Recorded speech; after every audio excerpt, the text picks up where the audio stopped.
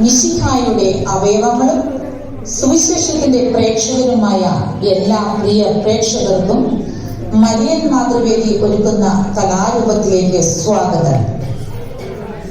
ദൈവം സൃഷ്ടിച്ച ഏറ്റവും മനോഹരമായ സൃഷ്ടിയാണ് കുടുംബം. കുടുംബത്തിന്റെ അടിസ്ഥാനം സ്നേഹമാണ്. പണത്തിന്റെ മീതെ പരുന്തും പറക്കില്ല എന്നുള്ള പഴച്ചൊല്ലിന്റെ ആവർത്തനം എന്നവണ്ണം ഇന്ന് സ്നേഹത്തിന്റെ കൂടാരം ശിഥിലമായി കൊണ്ടിരിക്കുകയാണ്. നമുക്ക് ചുറ്റും ആവർത്തിക്കുന്ന ചില പതിവ് യാഥാർത്ഥ്യങ്ങളെ ഞങ്ങൾ ഹാസ്യരൂപത്തിൽ അവതരിപ്പിക്കുന്നു.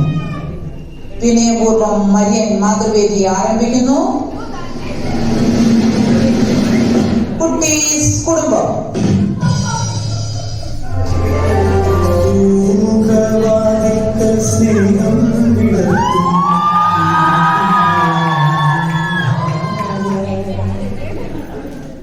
ചായ ഇന്നോ ചായ നീ ഇവിടെ ഇരുന്ന് ഇച്ചിരി നേരം. ഇന്ന് നമ്മുടെ കല്യാണം കഴിഞ്ഞിട്ട് 50 വർഷം തരിക. നമ്മുടെ മക്കൾക്കൊന്നും ഓർമ്മയില്ലായിരിക്കും. ഇനി എത്ര നാൾ ഉണ്ടാകുമെന്ന് ആർക്കറിയാം. മക്കളൊക്കെ എന്തെങ്കിലും ഒഴിവുകൾ പറഞ്ഞെങ്കിലോ എന്ന് കരുതിയാ അവറാച്ചനോട് ഞാൻ പറഞ്ഞത്. അവരെ ഉടനെ വിളിപ്പിക്കാൻ. പെട്ടെന്നൊക്കെ വരാൻ പറഞ്ഞാലോ അവർക്ക് പേടിയാവില്ലേ? അതൊന്നും സാരമില്ലടി, അവർ വരട്ടെ. ഞാൻ ചിന്തിക്കുകയായിരുന്നു, എത്ര പെട്ടെന്നാണ് 50 വർഷം നമ്മുടെ ജീവിതത്തിലെ കടന്നുപോയത്. എടി, നിനക്ക് ഓർമ്മയുണ്ടോ നമ്മുടെ കല്യാണ ദിവസം? എന്റെ പൊന്നു മനുഷ്യ, ജീവിതത്തിൽ പറ്റിയ അബദ്ധങ്ങളെ കുറിച്ച് ആരാ ഓർക്കാനൊക്കെ വന്നതിന്റെ പിറ്റേ ആഴ്ച എന്റെ അമ്മായിമ്മ പറയുക, നിനക്ക് ഭാഗ്യമില്ലാത്തത് കൊണ്ടാ ഈ മരമാക്കളിയെ നിനക്ക് കിട്ടിയത്. അമ്മയ്ക്കുവേണ്ടി കുർബാന ചെല്ലിക്ക് ഒഫീസിൽ ചെല്ലിക്ക് വയ്ക്കുക. കുറച്ച് നാളുകൂടി സ്ഥലത്ത് കിടന്ന് അന്വേഷിക്കട്ടെ. ദൈവദോഷം പറയാൻ മാറ്റിപ്പിടിച്ചായ ചിലപ്പോൾ നിങ്ങൾ അതിന് അപ്പുറം നരകത്തിലേക്കായിരിക്കും പോകുന്നതെന്ന് ഓർക്കണം. നിന്നെ ഉള്ളോടെ സ്വർഗത്തിലേക്ക് എടുക്കുമെന്നാണോ അവതരിപ്പിക്കുന്നത്? ഇത്രയും ഞാൻ ഈ കുരിശ് വഹിച്ചതല്ലേ, ആ വകുപ്പിലെങ്കിൽ എനിക്ക് സ്വർഗം കിട്ടാതിരിക്കുമോ? ഈ കുരിശിന്റെ പിന്നാലെ നടന്നതുകൊണ്ട് എനിക്ക് സ്വർഗം കിട്ടും. എന്നാ ഞാനും പോയി ഒന്ന് വിളിച്ചിട്ടൊക്കെ വരാം.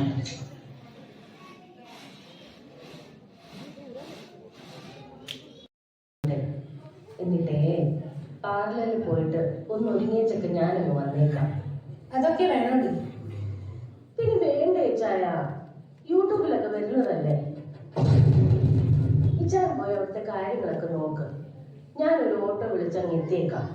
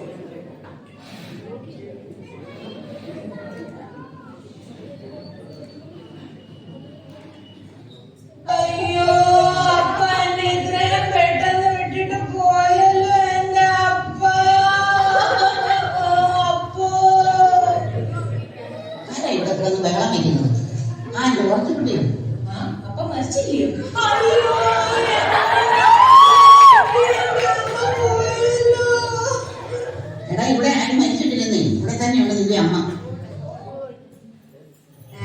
നിങ്ങൾ ഞങ്ങളെ പേടിപ്പിച്ചു കളഞ്ഞല്ലോ.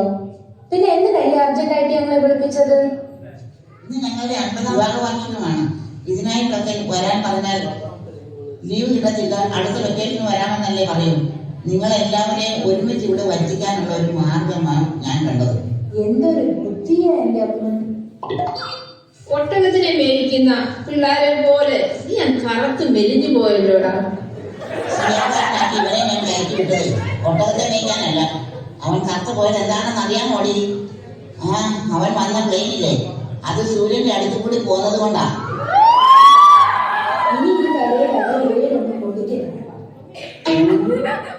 അതൊക്കെ പോട്ടെ, നീ ഒറ്റയ്ക്കാണോ വന്നത്?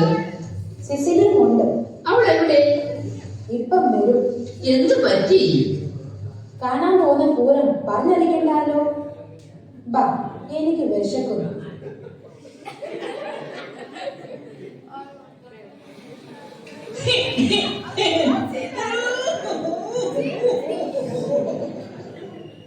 അവള് വന്നെന്നാ തോന്നുന്നത്.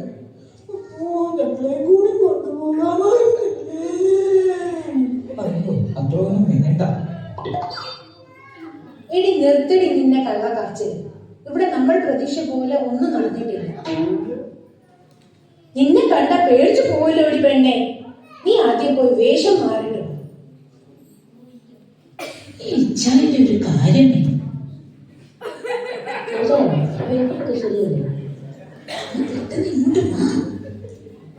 അതെ, ഇവിടെ ഇവന്റുകാരെ ആരും ഏർപ്പെടുത്തിയിട്ടില്ലെന്ന് തോന്നുന്നു.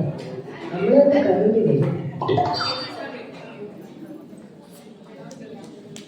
അയ്യോ, എന്റെ പൊന്ന് ചോദിച്ചായ ഇവിടെ അപ്പം നമ്മളെ വിട്ടിട്ട് പോയി. കഴിഞ്ഞ തവണ വന്നപ്പോ ഈ വീടും തെക്കേ പറഞ്ഞു നമുക്കുള്ളതാണ് പറഞ്ഞതാലേ. അയ്യോ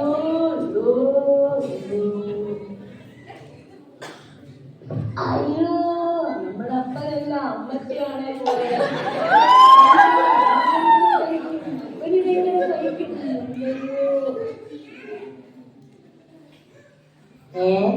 ഇവിടെ ആരും മരിച്ചില്ലേ? ചോദിച്ചാൽ നമ്മൾ വെറുതെ ആശിപ്പിച്ചു കളഞ്ഞു. വാ മക്കളെ വാ. ഞാൻ ഈ മനുഷ്യനോട് പറഞ്ഞതാ എന്റെ മക്കളെല്ലാരും പേടിച്ചു പോകുമെന്ന്. എന്റെ മോളും ഇപ്പം വരുമായിരിക്കും, അവളും പേടിച്ചു കാണും.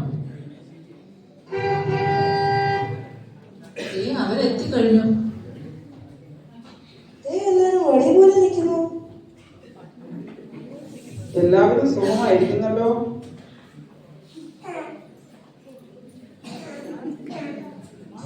എനിക്ക് സന്തോഷമായി. അളിയന്മാരായാൽ ഇങ്ങനെ വേണം. എന്തോ ഒരു സ്നേഹമാണ്.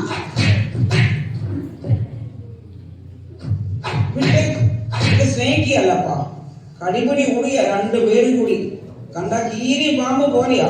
ഓ, എന്തൊരു കഷ്ടമാണ്. ഞാൻ ഭക്ഷണം എല്ലാം വിളമ്പി വെച്ചു. എല്ലാരും കഴിക്കാൻ വന്നാട്ടെ. വരൂ മക്കളെ, ആഹാരം കഴിക്കാം. ദേ, അമ്മയും ചാച്ചനും എത്തിയല്ലോ. Happy wedding anniversary.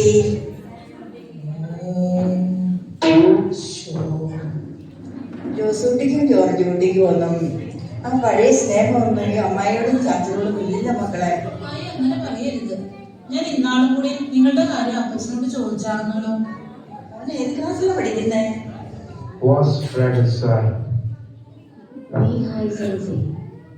ഈ കുഞ്ഞിന് മറുഭാഷ മാത്രമേ അറിയത്തുള്ളൂ. അയ്യോ അതെ, അവൻ ജനിച്ചതും വളർന്നതും എല്ലാം ജർമ്മനിയിലായതുകൊണ്ട് ജർമ്മൻ മാത്രമേ പറയത്തുള്ളൂ. കാലത്തിന്റെ ഒരു പോക്കേ വന്ന് കൊച്ചുമക്കളോടൊന്ന് സംസാരിക്കാൻ പോലും പറ്റാത്ത അവസ്ഥയായി. അവരാച്ചന് ഫാമിലി എത്തിയല്ലോ. ആഹാ, എല്ലാരും എത്തിയല്ലോ. എങ്കിലും നിനക്ക് ഞങ്ങളോട് ഒരു വാക്ക് പറയാറുണ്ടല്ലോ. നീ പേടിച്ചു പോയി. എടാ, അത് നിങ്ങളുടെ അച്ഛൻ പറഞ്ഞു. അവര് വരുമ്പോ കാര്യങ്ങൾ അറിഞ്ഞാൽ മതിയെന്ന്. പോട്ടെ. സന്ധ്യ ആകാറായി, അച്ഛൻ വരാറായി. നിങ്ങളെല്ലാവരും പോയി റെഡിയായിട്ട് വാ. വാ, നമുക്ക് പോയി റെഡിയാകാം. പിന്നെ നിങ്ങളുടെ ഫോട്ടോകളൊക്കെ ഫേസ്ബുക്കിലും ഇൻസ്റ്റാഗ്രാമിലൊക്കെ കാണേണ്ടതാ. അതുകൊണ്ട് നല്ലതായിട്ട് ഒരുങ്ങിക്കും.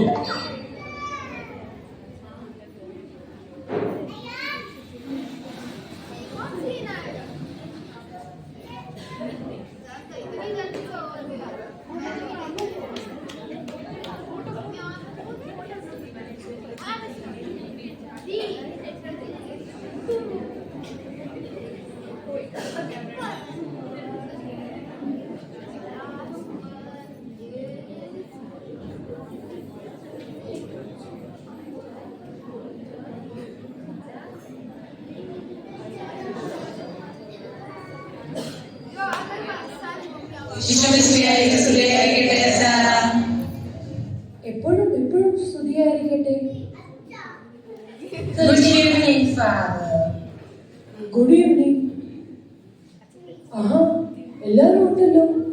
മക്കൾ മക്കളെ എല്ലാവരും കണ്ടപ്പോ അപ്പച്ചനും അമ്മച്ചിക്ക് സന്തോഷമായി കാണുമായിരിക്കുമല്ലോ. അതെ അച്ഛൻ, ഈ കൂടിവരവിൽ ചില പ്രത്യേക തീരുമാനങ്ങളൊക്കെ എടുക്കേണ്ടതായിട്ടുണ്ട്. ആദ്യം വിവാഹ വാർത്തയിൽ കടന്നു നടക്കട്ടെ.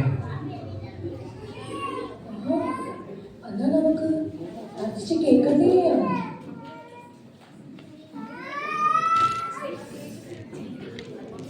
അയ്യോ, ഞാൻ വിവാഹ വാർഷികയുടെ ബുക്ക് എടുക്കാതെ ഓഫീസിന്റെ ബുക്ക് എടുത്തല്ലോ. സാരമില്ല, എന്നാ നമുക്ക് പ്രാർത്ഥിക്കാം. പിതാവിനും പുത്രനും പരിശുദ്ധാത്മാനാമത്തിൽ ആമേൻ. ഞങ്ങളുടെ പിതാവേ, ഞങ്ങളുടെ മക്കളുടെ അങ്ങയുടെ രാജ്യഭരണമേ, അങ്ങയുടെ ക്രിസ്തുവിനെ പോലെ ഭൂമിയിലും ഞങ്ങളുടെ ആവശ്യമായ ആഹാരം ഞങ്ങൾക്ക് തരണമേ. ഞങ്ങളുടെ കടങ്ങൾ ഞങ്ങൾ ക്ഷമിക്കുന്ന പോലെ ഞങ്ങളുടെ കടങ്ങൾ രക്ഷിക്കണമേ. ഞങ്ങളുടെ പാപങ്ങളെ വിശ്വാസത്തിൽ ഞങ്ങളെ രക്ഷിക്കണമേ. എന്തുകൊണ്ടാണ് രാജ്യം ചെയ്യുന്നതോ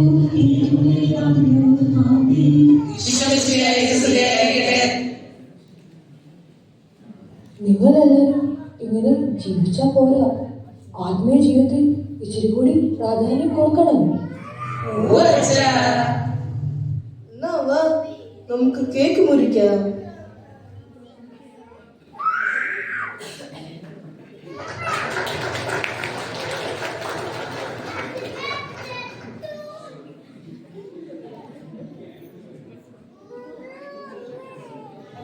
അച്ഛനെന്തോ എമർജൻസി ആയിട്ട് നാട്ടിൽ പോയിരിക്കായിരുന്നു.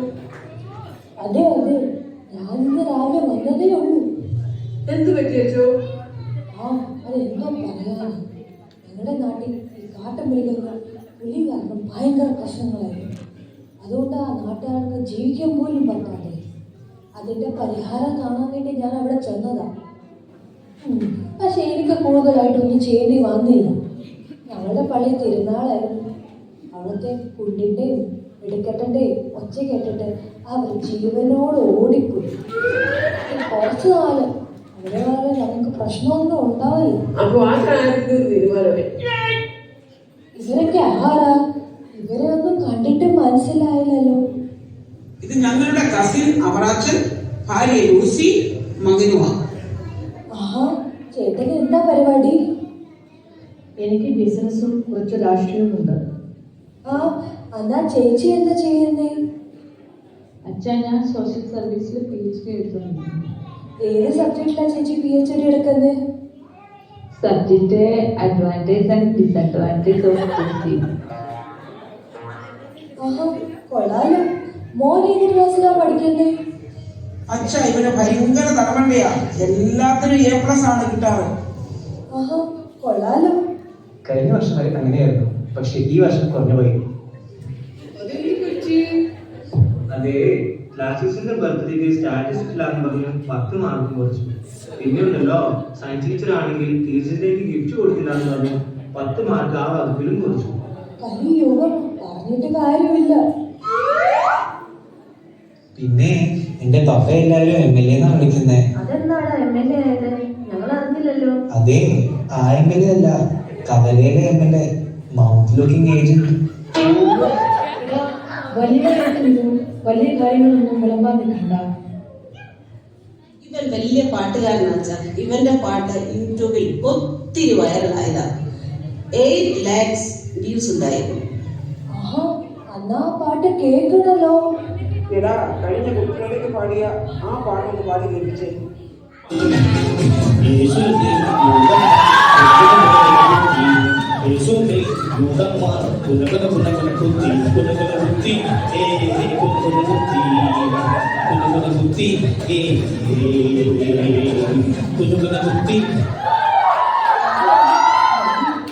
ഇത്ര ഇമ്പമുള്ള പാട്ട് കേട്ടിട്ട് ദൈവം പുരുഷന് താഴെ ഓടിയോണ്ട്. ഈ അച്ഛന്റെ ഒരു തമാശയും. അപ്പച്ചനും അമ്മച്ചിക്ക് എൻ്റെ വക 1000 ആശംസകൾ. എൻ്റെ പ്രാർത്ഥന അപ്പച്ചനും അമ്മച്ചിയുടെ കൂടെ എന്നും ഉണ്ടായിരുന്നു. നിങ്ങളെല്ലാവരും കണ്ടു എനിക്ക് ഭയങ്കര സന്തോഷമുണ്ട്. എനിക്ക് കുറച്ച് പണിയുണ്ട്, അതുകൊണ്ട് ഞാൻ പോവുക. ദൈവം നിങ്ങളെ കാത്തിരിക്കും.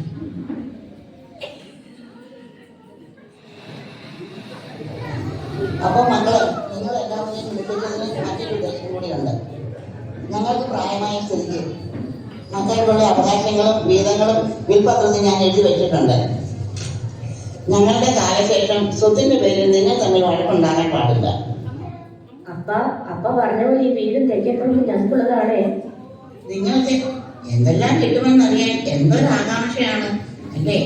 അതിനു മുൻപ് ഞങ്ങളുടെ കാര്യത്തിലും ഒരു തീരുമാനം എടുക്കേണ്ടതായിട്ടുണ്ട്. 10 വർഷമായിട്ട് ഈ അന്നക്കുട്ടിയായിരുന്നു ഞങ്ങൾക്കുള്ള ഏക ആശ്രയം. ഇനി അവൾക്കും വേണ്ട ഒരു ജീവിതമൊക്കെ. അവളുടെ വിവാഹം ഉറപ്പിച്ചിരിക്കുകയാണ്. ഇവൾ പോയാൽ പിന്നെ ഞങ്ങളുടെ കാര്യം എന്താകും? ദുബൈയിലാണെങ്കിലേ അവിടെ വിസിറ്റിംഗ് വിസയിൽ വരുന്നവർക്ക് 2 മാസമേ നിൽക്കാൻ പറ്റുകയുള്ളൂ. പിന്നെ രാജ്യം വിടണം. അപ്പൊ പിന്നെ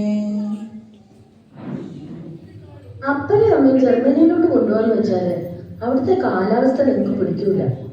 അവിടെ ഭയങ്കര തണുപ്പാ. അതെ, വിസ അടിച്ച് അവിടെ വന്നെങ്കിലല്ലേ അറിയാൻ പറ്റുമോ അവിടുത്തെ കാലാവസ്ഥ പിടിക്കുമോ ഇല്ലയോ എന്ന്. ഞങ്ങൾക്കാണെങ്കിൽ അമേരിക്കയിൽ എൻ്റെ ഡാഡിയും മമ്മിയും ഉണ്ട്. എനിക്കാണെങ്കിൽ ജോലിയുടെ ഭാഗമായി എപ്പോഴും ടൂറുണ്ട്. പിന്നെ ഇവിടെ തന്നെ എന്ത് ചെയ്യും? ചുരുക്കി പറഞ്ഞാൽ മക്കളിൽ ആരും പ്രതീക്ഷ വയ്ക്കണ്ട എന്നർത്ഥം. വയസ്സാം കാലത്ത് ഏറ്റവും കൂടുതൽ സന്തോഷം കിട്ടുന്നത് മക്കളുടെ സ്നേഹത്തോടെയുള്ള ഒരു വിളിയും അവരുടെ സാമീപ്യവുമാണ്.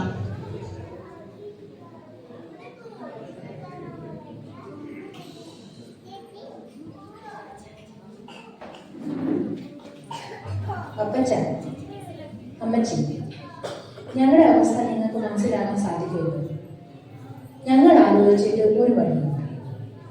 നമ്മുടെ സഭയിൽ സിസ്റ്റർമാർ നടത്തുന്ന ഒരു വൃദ്ധമന്ദിരമുണ്ട്. അവിടെയാണെങ്കിൽ നിങ്ങൾക്ക് നല്ല ഭക്ഷണം കിട്ടും, നല്ല കെയറും കിട്ടും. പിന്നെ ഞങ്ങൾ വീഡിയോ കോളും ചെയ്ത് സംസാരിച്ചിട്ടുണ്ട്. ആ, എന്ത് ചെയ്യാനാ? ചിലപ്പോൾ അതായിരിക്കും ദൈവനിശ്ചയം.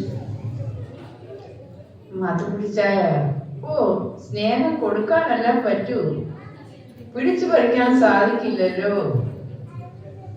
പഴുത്തല വീഴുമ്പോൾ പച്ചിലിരുന്ന് ചിരിക്കും.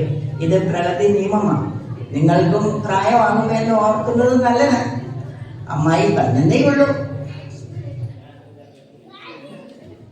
ഇല്ല, ഞാനുണ്ട്, ഈ അന്നക്കുട്ടിയുണ്ട്. ഞാൻ ഈ അപ്പച്ചനെ അമ്മച്ചിയും പൊന്നുപോലെ നോക്കിക്കൊള്ളാം. 10 വർഷക്കാലം എന്നെ കൂട്ടി വളർത്തിയതല്ലേ. മദ്യപാനിയായി എന്റെ പപ്പയുടെ ഉത്തരവാദിത്വം എല്ലാം ഏറ്റെടുത്തു. എനിക്ക് ആവശ്യമായതെല്ലാം തന്നു. ഒന്നിനും ഒരു കുറവും വരുത്തിയില്ല. എന്റെ വിവാഹശേഷവും ഞാൻ ഇവരെ നോക്കിക്കൊള്ളാം. ഇച്ചായ അതിന് സമ്മതിക്കും, എനിക്ക് ഉറപ്പാണ്. ഞങ്ങൾക്കില്ലാത്ത സ്നേഹം നിനക്കുണ്ടായാലും എൻ്റെ അന്നക്കുട്ടി നിങ്ങളുടെ കണ്ണു മുളപ്പിച്ചു. ഞങ്ങൾ ഞങ്ങളുടെ സൗകര്യം, ഞങ്ങളുടെ പിള്ളേരെ ഭാവി മാത്രം ചിന്തിച്ചു. വന്ന വഴി മറന്നപ്പോഴാണ് പ്രായമായ അമ്മയും മക്കളും ഞങ്ങൾക്കൊരു ഭാരമായി തുടങ്ങിയത്. ഞങ്ങളൊക്കെ ഞങ്ങൾ നിങ്ങളെ അനാഥരാക്കി.